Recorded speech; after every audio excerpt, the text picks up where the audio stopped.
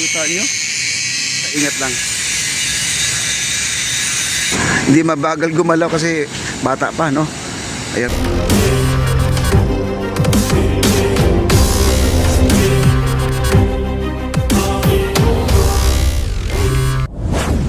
So guys, dito sa nakikita po natin ito.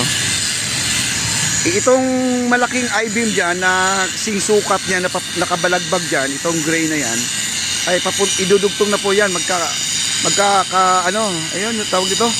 Magkakarugtong yan, papunta na po dito, papunta dito sa aking kinatatayuan ito. Liliko po yan dito. No? Ayan.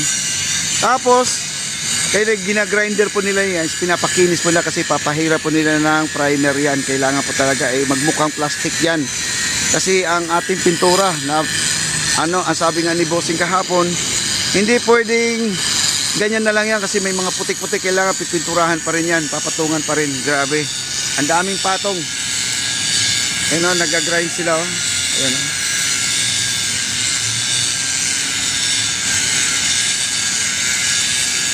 Tinatanggal yung mga kalawang.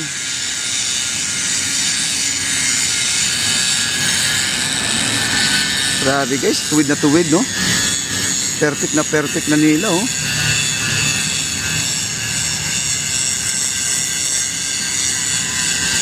Ganda, no?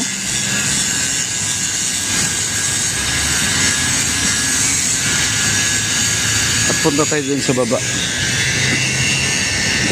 Punta tayo sa baba. At dito tayo sa baba, guys. Ayan.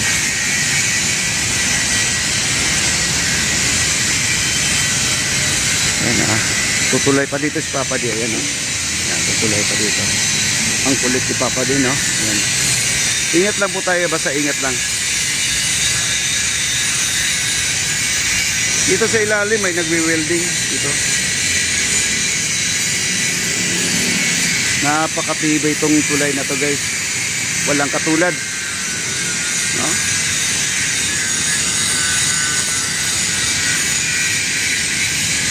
At doon sa kabila, ganun din, no? May nag-grinder pa rin.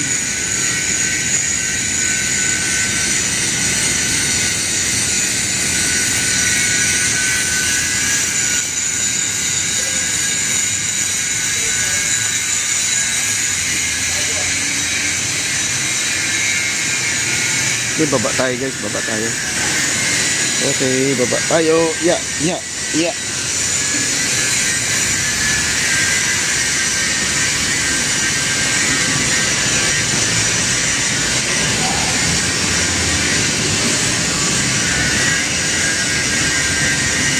Ayun, dami ng mga pintura dito guys. Ayan, tungtong tayo dito.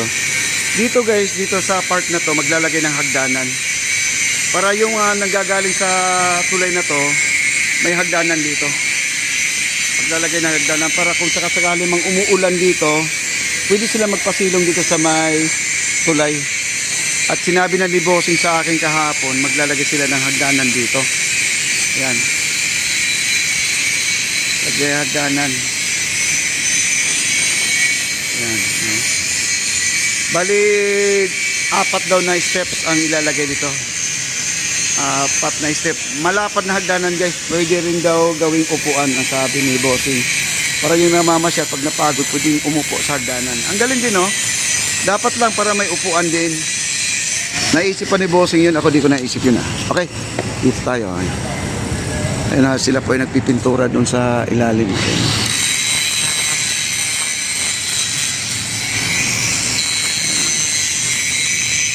Grabe, laki nito.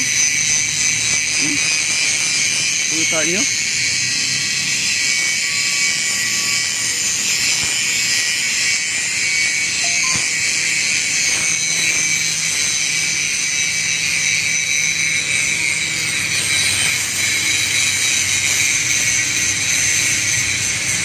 Ito tayo dito.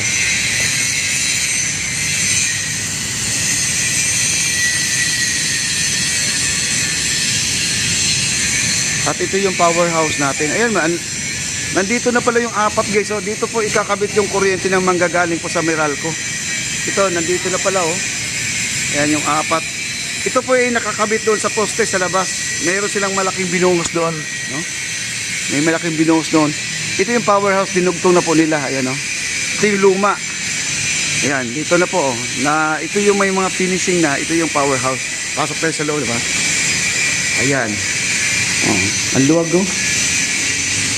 Ano sir, kumusta dyan? Okay lang po, malapit na matapos po. Malapit na matapos, no? Ayan guys, oh, luwag oh. Ito yung powerhouse na gagamitin nila mula sa post office papunta na po ng Ayala Bridge. Kaya ganito po kalaki kasi yun po ang dala niya. Napakahaba po ng breaker niya, yung powerhouse niya. Napakalaki, no? Ayan, napasok na natin pati powerhouse mga kaibigan. Ayan na powerhouse, oh. Ayan, hanggang dyan sa may finishing yan. Ganyan po kalaki. Okay. Dito. At dugtong pa rin sila guys. Ayan, no?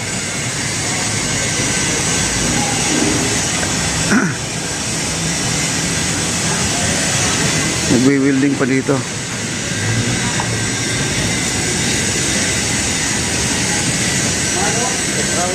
Shout out sa mga ano, uy, yung pala mga veterano at mga kaibigan. Ayan, shout out. Ayan guys, oh, tuloy lang tayo dito. Ayan, dito ay napakahaba yan guys, oh. Ito yung lalagyan ng hagdanan. Yung nakita niyo yung pababa dito, yung may nakaupo dyan na nakasombrero, yan po ang lagyan po ng hagdanan, sabi ni Bossing. Bali, 4 na steps.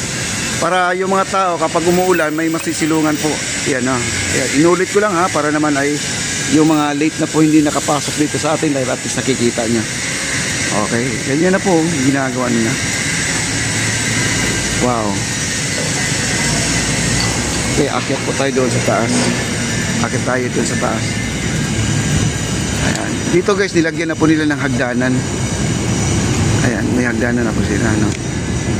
Ito marami pa dito mga ano, yung kulungan ng manok pero tatanggalin daw to.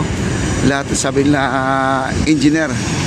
Ayan, yung disod mga kaibigan, no. Ayan. Okay. Hi sir. Ayan po. Ito yung foreman natin sa kabila, guys. Bata pa mga foreman dito kaya mga matitinik po yan sa mga yung tawag dito, mga command maliksi, mabilis. Hindi mabagal. Hindi mabagal gumalaw kasi bata pa, no? Ayan po, dito tayo. Ayan, bata pa mga foreman dito. Ako pwede na rin ako mag-foreman eh.